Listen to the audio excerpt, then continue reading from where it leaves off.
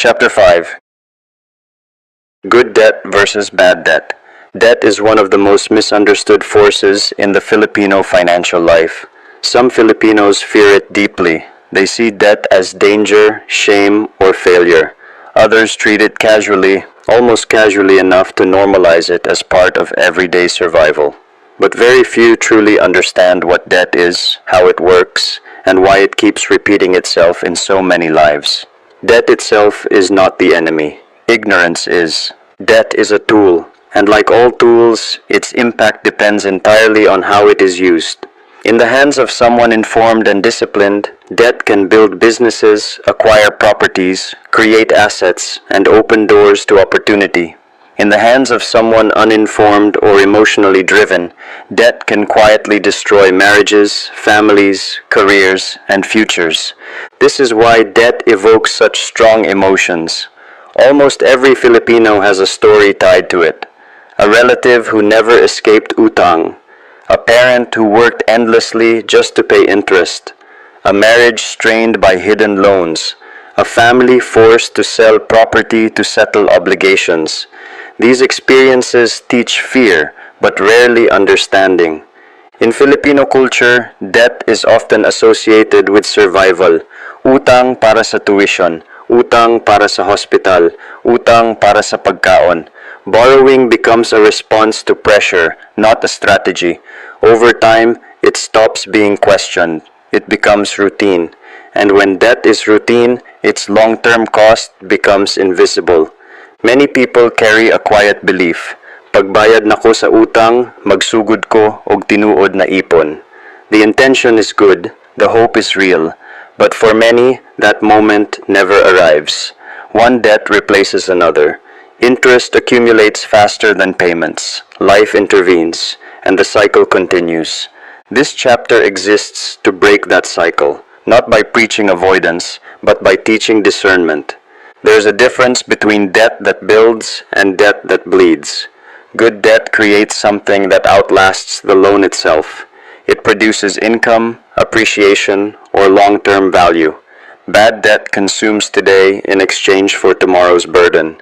It funds lifestyle, emotion, and impulse, while charging interest for the privilege. Understanding this difference changes everything. It shifts debt from something you fear or abuse into something you control. This chapter will help you see debt clearly for the first time. It will uncover the psychological traps that keep Filipinos borrowing reactively. It will introduce a clear, practical system for escaping debt permanently, not temporarily, not emotionally, but structurally. And it will show how debt, when used wisely and intentionally, can become a lever for growth rather than a chain around your future. This is not about becoming reckless. It is about becoming informed. This is not about borrowing more. It is about borrowing better, or not at all. Most of all, this chapter is a mindset reset. It challenges the belief that debt must always come before progress, and replaces it with a more powerful truth. When you understand debt, you decide whether it serves you or never touches you again. Debt will always exist in the financial system. The question is whether it will control you or work for you. By the end of this chapter, the goal is simple: to ensure that utang no longer defines your financial story, but becomes a chapter you have finally mastered and moved beyond. 5.1 The Two Faces of Borrowing.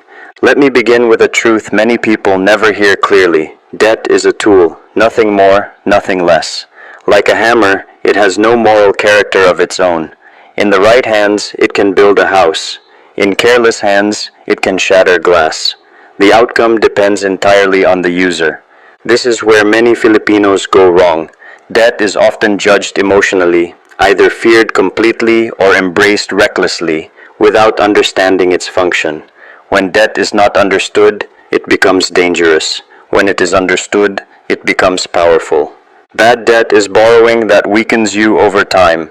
It is debt that loses value the moment you acquire it, takes money out of your pocket every month, and produces nothing in return. It does not create income. It does not grow in value. It simply demands payment, again and again, forcing you to work harder just to stand still. In the Filipino setting, bad debt often hides behind familiar justifications. Credit cards are used for shopping because the payment feels delayed. Gadgets are upgraded because they feel deserved. Lifestyle loans are taken to maintain appearances. Money is borrowed for celebrations, Honda, birthdays, fiestas, because saying no feels uncomfortable. Obligations tied to being a ninong or ninang quietly expand beyond what income can support.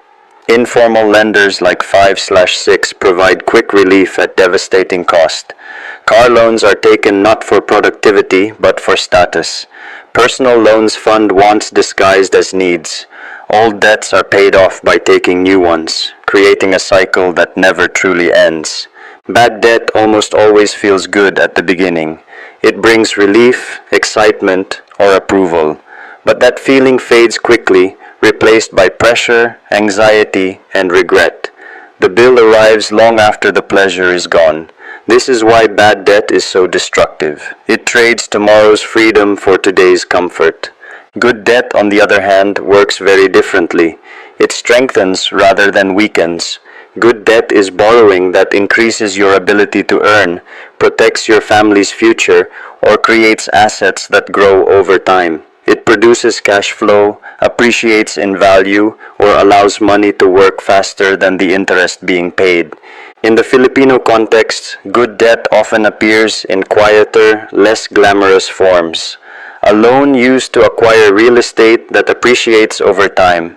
A mortgage on a rental property that generates monthly income. Business capital borrowed to fund operations that consistently produce profit. Education loans that significantly increase earning potential. Farm or production equipment that multiplies output. Debt consolidation that replaces high-interest obligations with manageable ones. Inventory financing that allows a profitable business to grow without choking cash flow. Good debt does not rely on hope. It relies on math, planning, and discipline. It is not taken emotionally. It is taken strategically, with clear projections and exit plans. Builders, people who think long-term, use good debt deliberately. They ask whether the asset will outlast the loan. They calculate whether cash flow will exceed payments. They ensure that risk is measured, not guessed. The difference between good debt and bad debt is not the lender, the amount, or even the interest rate alone. It is purpose, it is direction, it is outcome. Bad debt makes you poorer over time. Good debt positions you to become stronger. Understanding the two faces of borrowing is a turning point. Once you see debt clearly, you stop asking whether borrowing is good or bad in general. You start asking a more powerful question. What will this debt create in my life 5, 10, or 20 years from now? That question alone can save families, protect futures, and transform how Filipinos relate to utang forever. 5.2 When debt becomes a wealth tool. Here's a truth that shocks many Filipinos when they first encounter it. The wealthy use debt more than the poor. This statement sounds offensive at first, especially in a culture where debt is often associated with hardship. But the shock fades once the deeper truth becomes clear. The difference is not how much is borrowed. The difference is why it is borrowed and what the debt is designed to do. Those who struggle financially often borrow to survive. Debt becomes a lifeline. It fills gaps created by emergencies, insufficient income, or lack of preparation. The intention is not growth, but relief. Once the immediate problem is solved, the debt remains, demanding payment long after the relief has passed. The middle class often borrows to look successful. Loans fund comfort, convenience, and lifestyle upgrades. Cars are financed to signal progress. Gadgets are upgraded to keep up. Travel is charged to experience what income cannot yet sustain. These decisions are understandable, but they carry a hidden cost. The appearance of success is paid for by future labor. The wealthy borrow for a completely different reason. They borrow to create cash flow. To see the difference clearly, imagine two Filipinos who both take the same loan, 1 million pesos. The amount is identical. The bank is the same. The interest rate is the same. What differs is the mindset behind the borrowing. The first borrower uses the money to upgrade life immediately. A new car is purchased, appliances are replaced, gadgets are upgraded, some travel is enjoyed, lifestyle improves. For a while, everything feels lighter, life looks better. But 5 years later, reality settles in. The car has lost a large portion of its value. The loan is still not fully paid. No income was ever created from the borrowing. There are no assets producing cash flow. Monthly payments continue. Stress increases. The loan did not build anything. It only funded consumption. The second borrower approaches the same loan with a builder's mindset. The money is not spent to impress or escape discomfort. It is deployed to produce income. A down payment is made on a rental property. Equipment is purchased for a business that already has demand. Inventory is acquired to increase sales. Assets are chosen carefully, not emotionally. 5 years later, the outcome is completely different. Rental income contributes to paying the loan. The property itself increases in value. Cash flow improves month after month. When the loan is eventually paid off, the asset remains. Income continues. Stress decreases because the debt was designed to support itself. What was borrowed created something permanent. The contrast is stark. One person is poorer, more tired, and more anxious, despite borrowing the same amount. The other is richer, more stable, and more confident, using the same debt. This is why debt is not the enemy. Direction is. Debt becomes a wealth tool only when it is attached to cash flow, value creation, and long-term thinking. It must be planned with numbers, not emotions. It must answer a clear question before it is taken. How will this debt pay for itself or make me stronger over time? When debt is used this way, it stops being a burden and starts becoming leverage. It accelerates growth instead of delaying it. It reduces pressure instead of increasing it. The loan itself does not determine the outcome. The mindset behind it does. And once a Filipino understands this distinction, debt loses its power to destroy and gains the potential to build something that lasts. 5.3 How Debt Buries Filipino Families. Debt rarely destroys families overnight. It works slowly, quietly, and patiently, often disguised as responsibility, generosity, or necessity.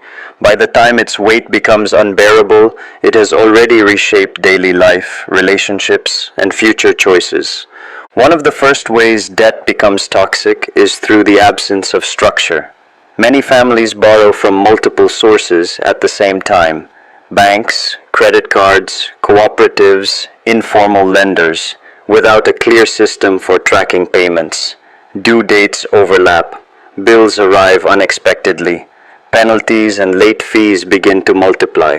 What starts as a manageable obligation slowly turns into chaos. Over time, this disorder becomes normal. Families live in constant reaction mode, juggling payments instead of planning progress. Debt also becomes dangerous when it is driven by emotion rather than strategy. Stress, fatigue, guilt, and pressure push people to borrow impulsively. Spending becomes a form of escape, a brief relief from emotional overload. Retail therapy feels comforting at first, but it quickly turns into retail torture when statements arrive. Borrowing no longer solves the problem, it deepens it. Emotions may trigger the loan, but math determines the consequence. Cultural pressure adds another powerful layer. In Filipino families, borrowing is often tied to hiya and expectation.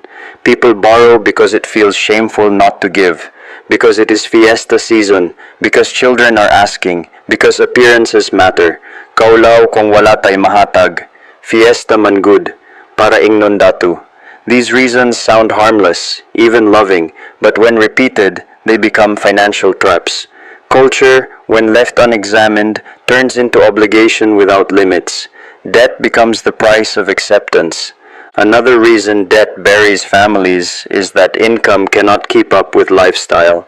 Many people believe they are living within their means, yet their borrowing tells a different story. The truth is that they are not living beyond their means. They are borrowing beyond their means. Lifestyle expectations inflate faster than salaries increase. Each upgrade is financed. Each convenience is charged. Over time, income is no longer enough to support both life and debt. Borrowing becomes permanent, not temporary. Underlying all of this is a lack of basic financial literacy. Many Filipinos sign loan documents without fully understanding interest rates, amortization schedules, penalties, or total cost. Monthly payments look affordable, but the long-term burden is invisible. People focus on what they can pay now, not what they will still be paying years later. This ignorance is not stupidity, it is absence of education. But its consequences are severe. When these factors combine, no structure, emotional borrowing, cultural pressure, lifestyle inflation, and lack of understanding, debt stops being a tool. It becomes a trap. Families work harder but move backward. Tension rises, relationships strain, dreams are postponed indefinitely. This is how debt buries families, not through one bad decision, but through many small ones made without guidance. The good news is this: what is built through patterns can be dismantled through systems. Debt does not have to be a permanent story. Once these dynamics are understood, they lose their power. And understanding is the first step toward freedom. 5.4 The Debt Freedom Roadmap. Breaking free from debt does not require extraordinary income, secret strategies, or luck. It requires structure. Over the years, I have seen countless Filipinos rebuild their entire financial lives, not by earning more immediately, but by following a clear and disciplined process. Debt freedom is not about emotion, it is about execution. The journey always begins with truth. Before anything can change, every debt must be brought into the open. This means listing everything, every loan, every credit card balance, every informal borrowing arrangement. Amounts, interest rates, monthly payments, due dates, penalties, and remaining terms must all be written down. Many people delay this step because it feels heavy, but in reality, facing the truth is liberating. Debt feels overwhelming only when it is vague. Once it is visible, it becomes manageable. After clarity comes discernment. Not all debt should be treated the same. Some obligations exist because they are tied to assets or income-producing activities. Others exist purely because of consumption or past emotion. Separating good debt from bad debt is essential. Good debt is managed carefully and strategically. Bad debt becomes the primary target for elimination. This step prevents the common mistake of attacking everything blindly, which often leads to burnout and relapse. With priorities clear, a single repayment strategy must be chosen and followed consistently. Some people benefit from paying off the smallest debts first, gaining motivation as accounts disappear one by one. Others prefer eliminating the highest interest obligations first, saving money over time. Both approaches work. What matters is commitment. Switching strategies midway out of frustration only delays progress. Consistency is what turns effort into results. At the same time, spending must be frozen where it does not serve survival or recovery. This is not punishment, it is containment. New gadgets, new loans, and lifestyle upgrades must pause. It is impossible to escape debt while continuing to dig deeper. This season requires restraint, not forever, but long enough for momentum to build. To support this phase, a temporary survival budget must be created. Expenses are lowered deliberately. Wants are paused. Every available peso is redirected toward debt reduction. This budget is not meant to be comfortable. It is meant to be effective. Discipline for a season creates freedom for a lifetime. For many, accelerating progress requires increasing income in the short term. Side jobs, overtime, freelancing, consulting, buy and sell activities, whatever is feasible and ethical, become tools, not lifestyle upgrades. The key rule is simple. Every additional peso goes directly toward debt. This phase is uncomfortable. It demands sacrifice. but the pain is temporary and the relief that follows is permanent. One of the most overlooked steps in debt freedom is negotiation. Many Filipinos assume loan terms are fixed. They are not. Lenders often prefer repayment over penalties. Interest rates can sometimes be lowered. Fees can be reduced or waived. Payment schedules can be restructured. Consolidation into a single obligation may be possible. Asking does not weaken your position, it strengthens it. Silence benefits the lender, not you. As debts begin to fall, a small but critical buffer must be built. Even a 1-month emergency fund can prevent a relapse. Without this cushion, every unexpected expense becomes an excuse to borrow again. Debt freedom cannot survive without protection. Stability must be built alongside progress. Finally, once debt is eliminated, the journey does not end. It evolves. New habits must be automated immediately. Saving must become consistent. Investing must begin deliberately. A full emergency fund of 3 to 6 months must be completed. Old patterns must be consciously avoided. Freedom is fragile when it is not protected by systems. Debt freedom is not a moment of celebration. It is a permanent shift in how life is lived. Those who escape debt successfully understand one thing. This is not about paying off balances. It is about breaking behaviors. When structure replaces chaos, intention replaces impulse, and systems replace emotion, debt loses its grip forever. This roadmap works not because it is complicated, but because it is honest. Follow it fully, not partially. Commit to it patiently, not emotionally. And what once felt like a lifelong burden becomes a chapter you never return to. Freedom is built step by step, and every step you take in the right direction weakens debt's power until it no longer controls your life at all. 5.5. The Debt-Free Mindset. Debt freedom is not just a financial condition, it is a psychological liberation. When debt begins to loosen its grip, the change is felt long before it is seen on paper. The mind becomes quieter. The chest feels lighter. Decisions are made with more calm and less panic. You start to feel more confident, not because life suddenly becomes easy, but because you are no longer constantly reacting to pressure. For many Filipinos, living with debt feels normal. Bills arrive, payments are made, interest accumulates, stress becomes part of daily life. Over time, this constant pressure shapes behavior. People stop planning long term. They focus only on surviving the next due date. Dreams are postponed. Energy is drained. Debt freedom breaks that pattern. As balances decrease and structure replaces chaos, something shifts inside. You begin to feel more intentional. You think before you spend. You pause before you borrow. You no longer feel rushed by every offer or tempted by every upgrade. Discipline stops feeling like punishment and starts feeling like power. At some point, a quiet realization settles in. Dili di ay kinahanglan magpuyo sa utang forever. It was never destiny. It was a pattern. Another realization follows. Pwede di ay ko makaginhawa. Life does not have to feel heavy all the time.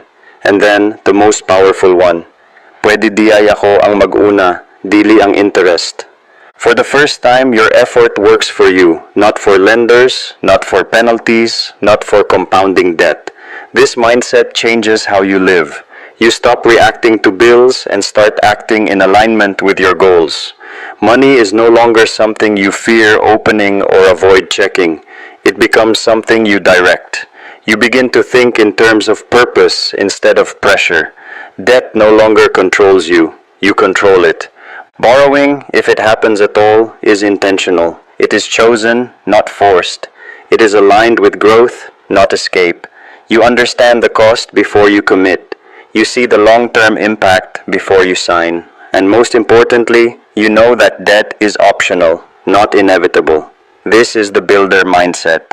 Builders do not chase comfort at the expense of freedom. They are willing to endure temporary discomfort for lasting peace. They do not confuse lifestyle with progress.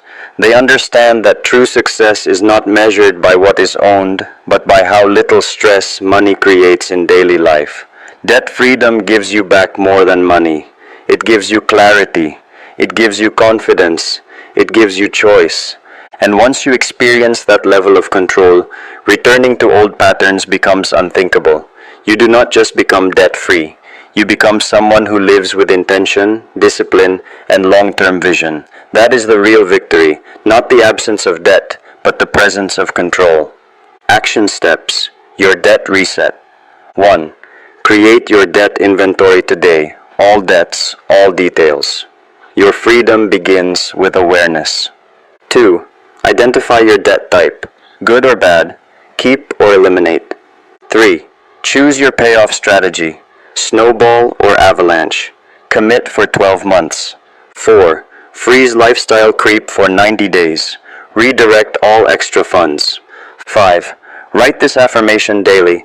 I am becoming debt-free. I am taking control. I am building wealth.